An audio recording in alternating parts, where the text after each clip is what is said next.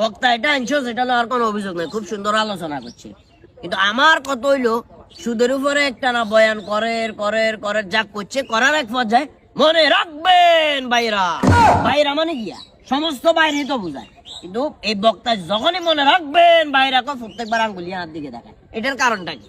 এটার কারণ আমরা হিকে দিছি, আমরা কই দিছি, আমি খান যে হিগে দিছিস বলতে কি কইছস? কইছি আমরা সুদ খান, আমার মুই আঙ্গুল তুলতে লাগছি। হ্যাঁ এই তো এখনই তো মেন ঘটনা, তাইলে ফাঁস হয়ে গেছে। আমি মনে যেটা যাই করছে এটা বাতিজার করছে আল্লাহ কি ছাড়া এটা কেউ করতো না। আর কত এলাকার তো সুদ খাই, ঠিক আছে টাইম আইলাম, তোরা আরো ব্যক্তিগত ভাবে বুঝাবি, কিন্তু এই বক্তা ইয়ে কেন আমার কেন আঙ্গুল দিদি আমারে বারবার আমি আমার সুদ করে আমার গলা গায়ে তো হ্যাঁ হেরেটি যে হেদায়েতের কথা কমো না, হেদায়েতের কথা কাউকে আমার দুঃখ নাই, তাহলে তো আমার চলে।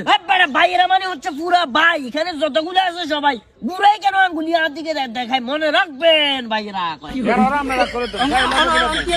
হ্যাঁ ইয়ে করবেন খাবেন ইয়ে করবো বলতে সামনের বাড়ি যেন ওয়াজুল ভাই বক্তার স্কুল দিব, স্কুল দিব এবার আর দেখবো হে আঙ্গুলি এনে করে কইতে হারে মনে রাখবেন ভাইয়েরা। সুদ করে জায়গা কোনো নয় বিদেশ যাবে সবাই তো হাজুনে লেগেছে চালার বুঝাই চলছে।